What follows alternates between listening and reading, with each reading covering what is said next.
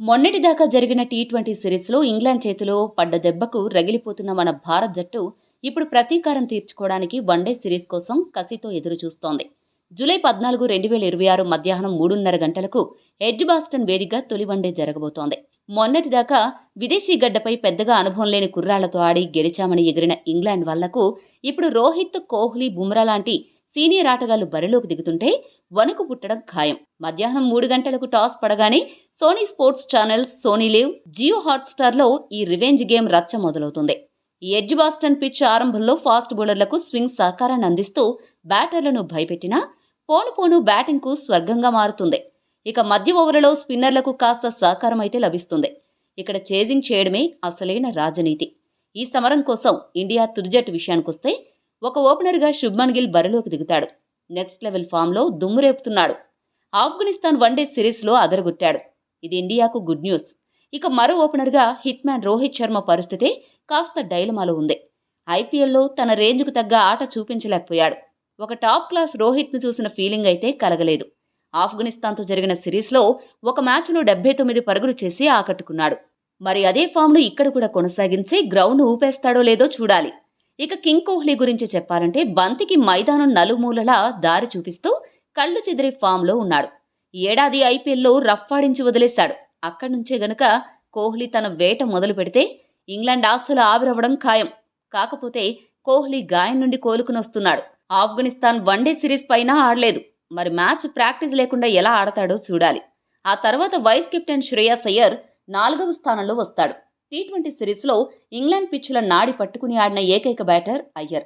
ఆ అనుభవం, ఫామ్ ఇక్కడ కూడా చూపిస్తే మిడిల్ ఆర్డర్కు డోకా లేదు.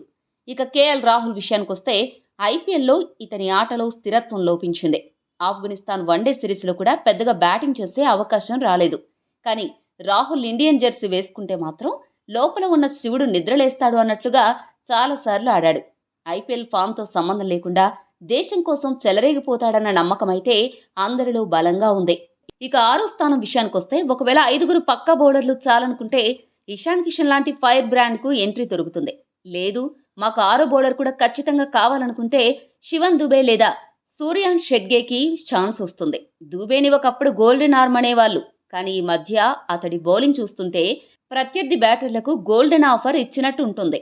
హార్దిక్ పాండ్యాకు తానెలా ప్రత్యామ్నాయం అవుతాడో నిరూపించుకోవాల్సిన సమయం ఇది. ఇక సూర్యాంష్ కూడా టీ20లో పెద్దగా ఆకట్టుకోలేదు కాబట్టి వచ్చిన ఛాన్స్ను ఎవరు వాడుకుని జట్టులో స్థానం సుస్థిరం చేసుకుంటారో చూడాలి. స్పిన్ ఆల్రౌండర్ల విషయానికొస్తే అక్షర్ పటేల్, వాషింగ్టన్ సుందర్ మధ్య గట్టి కుస్తీ నడుస్తోంది.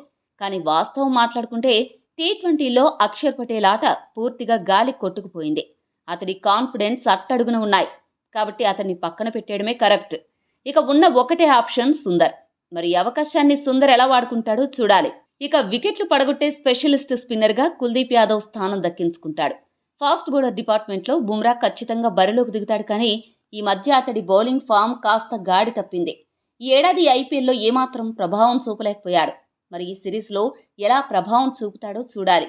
మరో ఎండ్లో ఈ పిచ్చుల మీద మంచి పట్టున్న హర్షదీప్ సింగ్కి ఖచ్చితంగా అవకాశం దక్కుతుంది.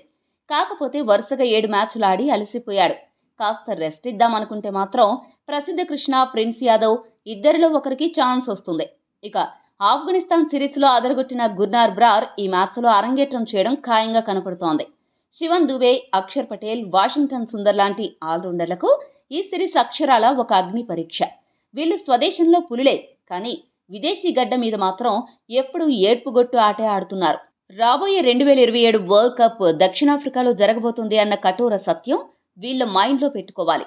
పదే పదే అవకాశాలు ఇచ్చినా ఇంకా వీళ్ళు ఇలాగే చతికిలబడితే వీళ్ళ స్థానాలకు ఎసరు పెట్టడానికి బయట కుర్రాళ్ళు రెడీగా ఉన్నారు. ఈ అవకాశాన్ని వాళ్ళు ఎంత అద్భుతంగా వాడుకుంటారు అన్నదే వాళ్ళ భవిష్యత్తు క్రికెట్ను డిసైడ్ చేస్తుంది.